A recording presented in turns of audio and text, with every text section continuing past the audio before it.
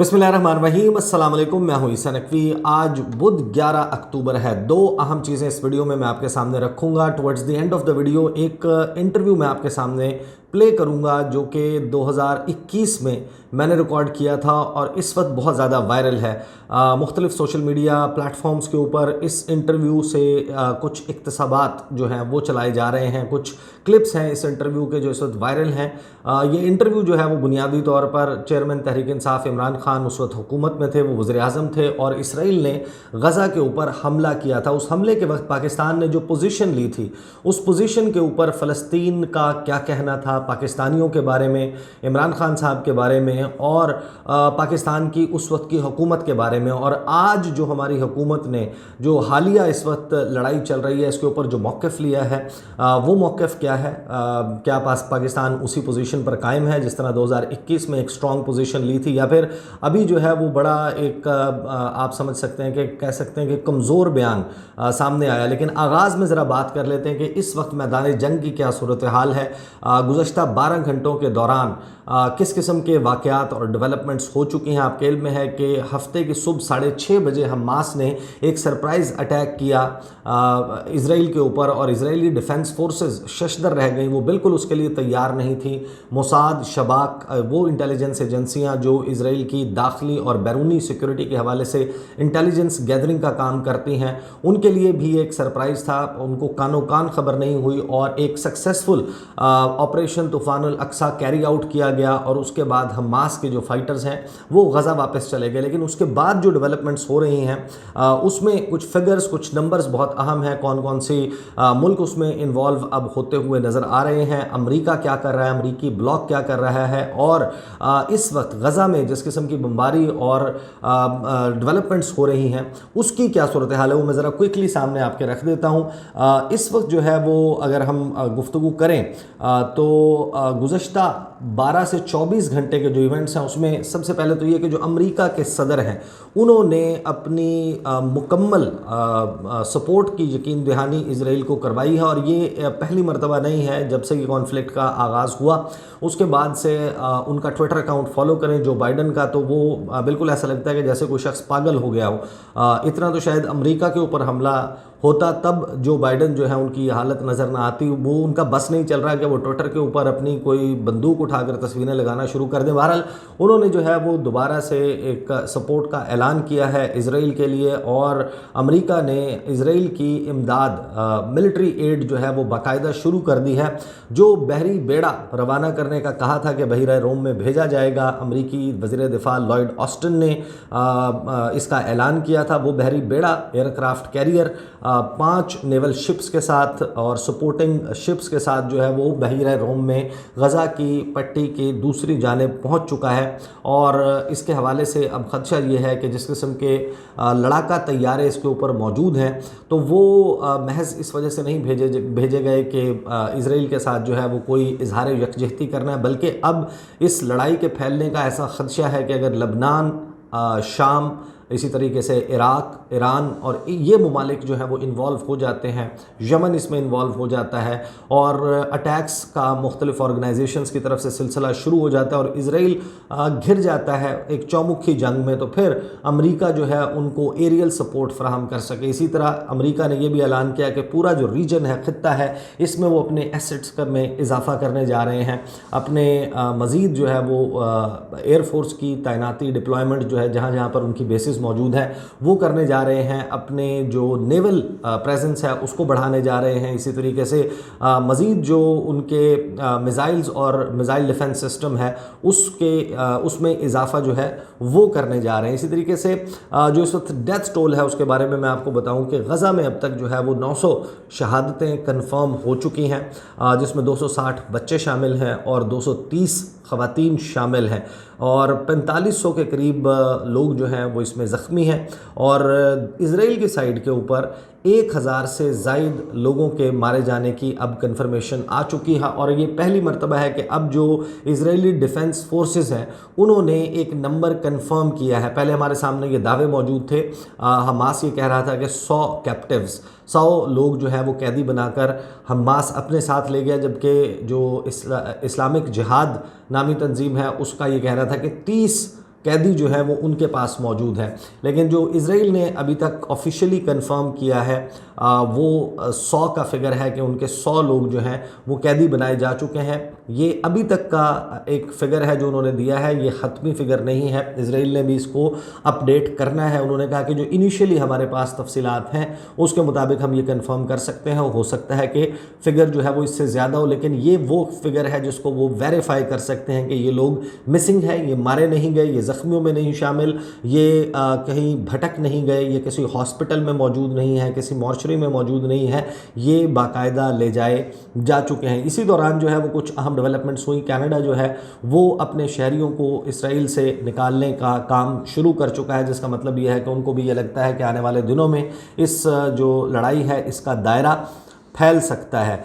اسی طریقے سے جو امریکی جو سپوکس پرسن ہیں جو ان کی نیشنل سیکیورٹی کاؤنسل کو کے بہاف کے اوپر گفتگو کرتے ہیں، ان سے سوال پوچھا گیا کہ فلسطینی جو ہے جس طریقے کی بمباری اب غزہ کے اوپر کی جا رہی ہے اور بڑا ڈینسلی پاپولیٹڈ ایریا ہے، 12 کلومیٹر چوڑا، 42 کلومیٹر طویل لمبا جو ہے وہ ایک علاقہ جس میں 20 لاکھ لوگ رہتے ہیں، جو کنسنٹریشن ہے، جو ڈینسٹی ہے پاپولیشن کی شاید دنیا میں کسی ایک خطے میں اتنی زیادہ نہیں، لیکن اتنی بڑی تعداد میں لوگ جس قسم کی بمباری اسرائیل کی جانب سے کی جا رہی ہے، یہ لوگ کہاں جائیں؟ کوئی کلیئر آنسر وہ نہیں دے پائے اس حوالے سے، کیونکہ جہاں پر بھی دیکھا جائے تو اس وقت بمباری کا سلسلہ جاری ہے۔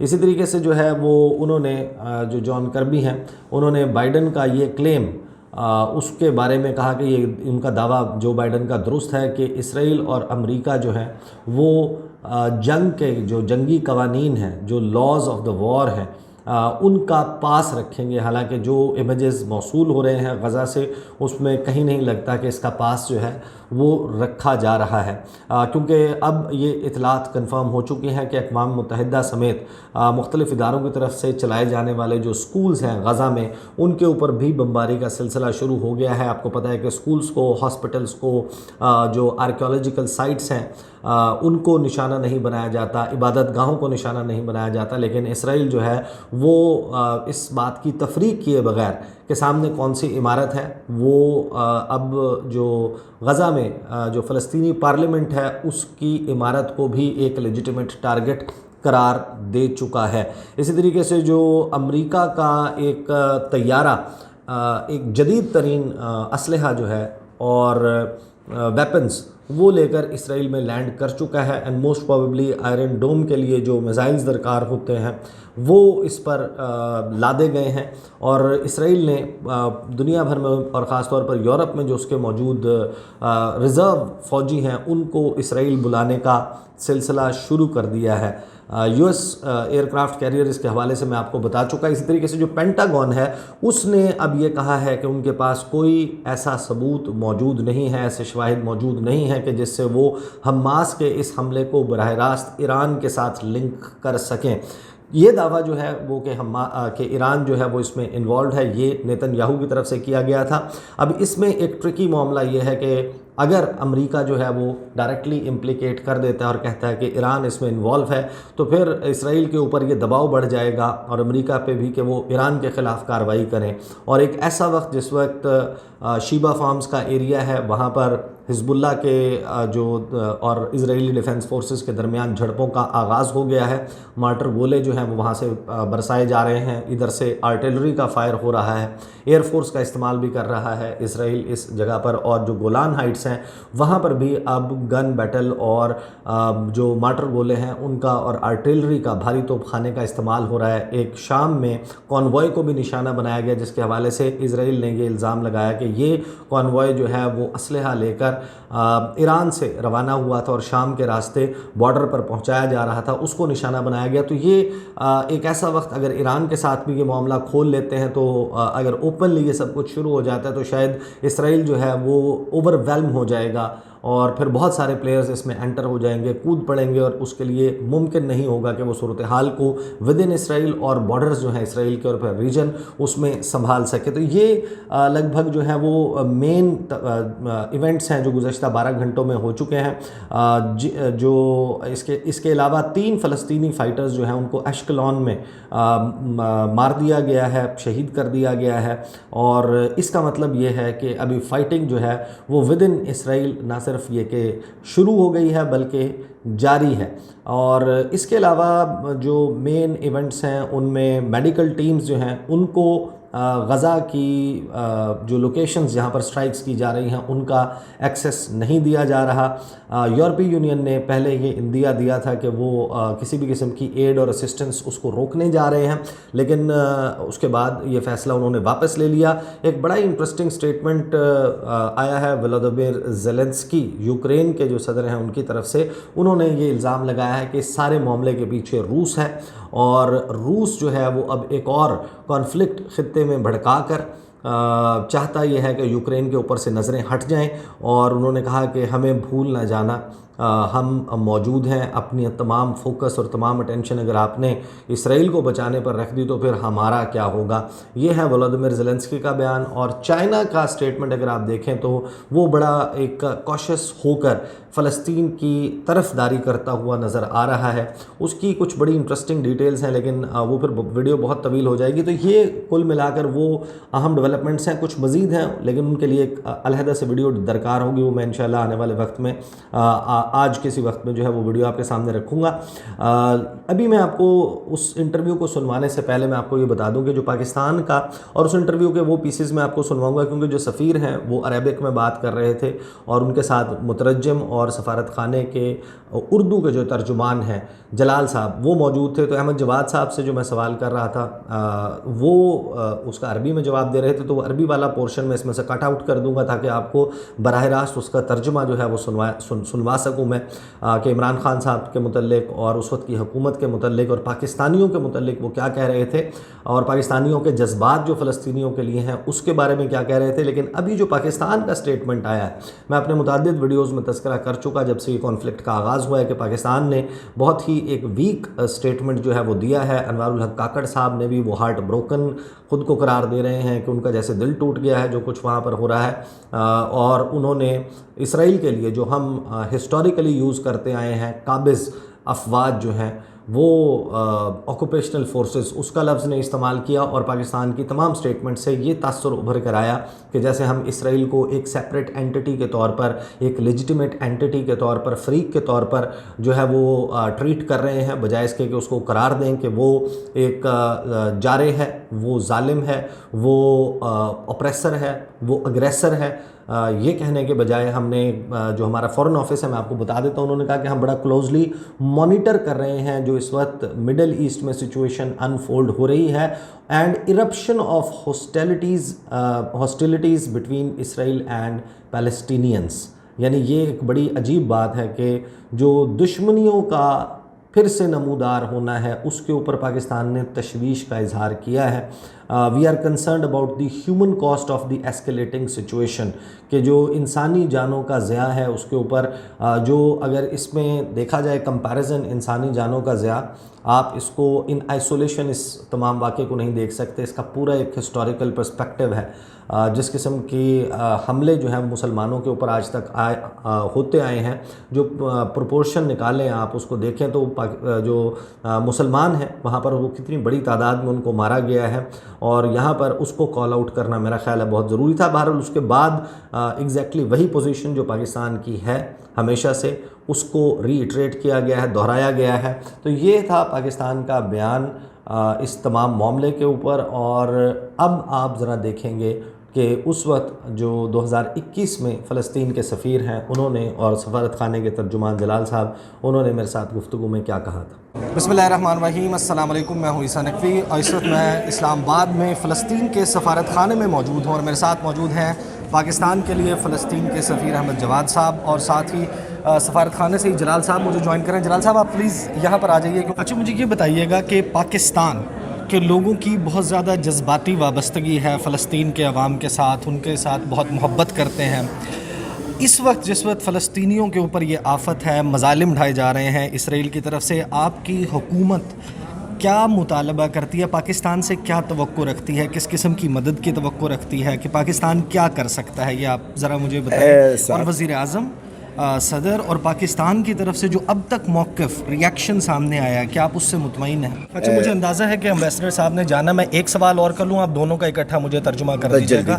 ہاں، بس مجھے کوئکلی یہ بھی بتا دیں کہ ہم نے دیکھا ہے کہ گزشتہ سال ایک مڈل ایسٹ پیس پلان کے نام سے ڈونلڈ ٹرمپ کے دور میں کوششیں کی گئیں کہ مسلم ممالک اسرائیل کو تسلیم کریں۔ 4 سے 5 ممالک نے اپنے سفارتی تعلقات قائم کیے، اور اس کے بعد اب ہم یہ سچویشن دیکھ رہے ہیں۔ OIC سے جو ابھی آواز سامنے آئی ہے، آپ مطمئن ہیں؟ اسلامی دنیا، تقریباً تمام اسلامی ممالک، ان کی آواز جو فلسطین کے معاملے پر اب آ رہی ہے، کیا اس سے مطمئن ہیں؟ قائد اعظم محمد علي جناح تجاه فلسطين، ونحن واثقون بان هذا الموقف سيستمر ويستمر الشعب الفلسطيني في دعمنا في فلسطين. بہت بہت شکریہ۔ میں بھی ان سے ان کا ترجمہ جو ہے جی جلال صاحب ابھی مجھے بتائیے گا ذرا دونوں سوالوں کے جواب میں امبیسڈر صاحب نے کیا کہا، ذرا یہ مجھے بتائیں۔ امبیسڈر صاحب نے پہلا سوال میں صدر صاحب کا یہ کہنا کہ ہم نے جو پاکستان کی طرف سے فلسطینی کے لیے ہمدردی اور یکجہتی خاص طور پر پاکستان کے عوام کی طرف سے اور پاکستان کے صدر صاحب کی طرف سے جناب ڈاکٹر عارف علوی صاحب کی طرف سے اور وزیر اعظم صاحب عمران خان صاحب سے، ہم نے جو سفیر صاحب کا یہ کہنا کہ یہ پاکستان کے لیے کوئی نئی بات نہیں ہے۔ فلسطینیوں سے یکجہتی، فلسطینیوں سے محبت، فلسطینیوں کے ساتھ اسٹینڈ لینا، یہ ہمیشہ ہی چلتا آ رہا ہے کہ کافی سال سے جب سے فلسطین کا مسئلہ شروع ہوا ہے۔ ہمارا یہی ہے کہ ہم فلسطینی کا یعنی ہم پاکستانی بھائیوں کے اپنے دل کی گہرائیوں سے شکریہ ادا کرتے ہیں۔ پاکستان جو کر رہے ہیں فلسطین کے لیے، ہم اس کے شکر گزار ہیں۔ یہ سفیر صاحب کے مختصر۔ اچھا، مجھے یہ بتائیے گا کہ کیا پاکستان آرمی کے حوالے سے بھی انہوں نے کچھ بولا ہے؟ نہیں۔ اچھا، اس کے حوالے سے نہیں بولا۔ اچھا، مجھے بتا دیں جو دوسرا سوال تھا میرا کہ جو مڈل ایسٹ پیس پلان ہے، مختلف ممالک، جی بالکل، اس کے بعد اب جو موقف آ رہا ہے، اس کو کس طرح سے دیکھیں؟ سفیر صاحب کا یہ کہنا ہے، دیکھیے ڈونلڈ ٹرمپ آئے اور گئے، اس کے کرنے سے ان کی کرنے سے کچھ نہیں فرق ہوا ہے۔ فلسطینیوں کا ہے، مسجد اقصی فلسطینیوں کا ہے، القدس جس کے بارے میں ڈونلڈ ٹرمپ نے اسرائیل کے دارالحکومت کا اعلان کیا تھا، وہ اب تک ایسی کوئی بات نہیں ہے، اللہ کا شکر ہے۔ القدس ابھی بھی فلسطین کی دارالحکومت ہے اور دارالحکومت رہے گی۔ ڈونلڈ ٹرمپ کے کرنا یا کہنا سے کوئی فرق نہیں پڑا، اللہ کا شکر ہے۔ اچھا، قائد اعظم محمد علی جناح کے حوالے سے بھی کوئی بات کی تھی؟ جی، یہ بھی انہوں نے فرمایا، سفیر صاحب کا یہ بھی کہنا ہے کہ دیکھیے پاکستان کا نظریہ اور پاکستان کا جو سوچ قائد اعظم صاحب کی دور سے لے کے اب تک ایک ہی چلتے آ رہا، جس کے بارے میں ابھی وزیر اعظم صاحب نے بھی یہی کی ہے کہ پاکستان کبھی بھی اسرائیل کو تسلیم نہیں کرے گا جب تک فلسطینیوں کا حقوق حاصل نہیں ہوتا۔ یہ الفاظ پاکستان فلسطینیوں کے لیے آپ یقین کریں، اس الفاظوں کے سمجھ لو ایک مردہ کے اندر ایک جان ڈالنے والی برابر ہے۔ ہم جب اس طرح کی بات سنتا نا، آپ یقین کریں، میں کچھ باتیں کر لوں آپ سے۔ دیکھیے، شاید ہمارا امید ہمارے سارے دنیا سے ختم ہو جائے، پاکستان سے ختم نہیں ہوگا۔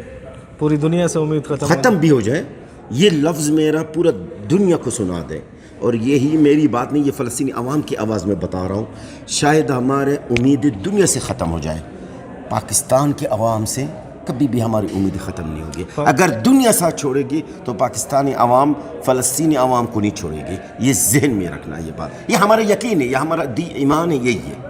بہت بہت شکریہ جلال صاحب، آپ کی ہم سب دعا گو ہیں کہ فلسطین میں جاری مظالم ختم ہوں۔ اسرائیل جو ہے وہ جس قسم کی جارحیت، بربریت کا مظاہرہ کر رہا ہے، اور پوری دنیا میں جہاں جہاں مسلمانوں کے اوپر، کشمیر ہو، دوسری علاقے جہاں پر مسلمانوں کو نشانہ بنایا جاتا ہے، وہاں پر ان کے لیے عافیت ہو۔ اس دعا کے ساتھ میں اپنا کنکلوڈنگ ریمارکس دے لوں اور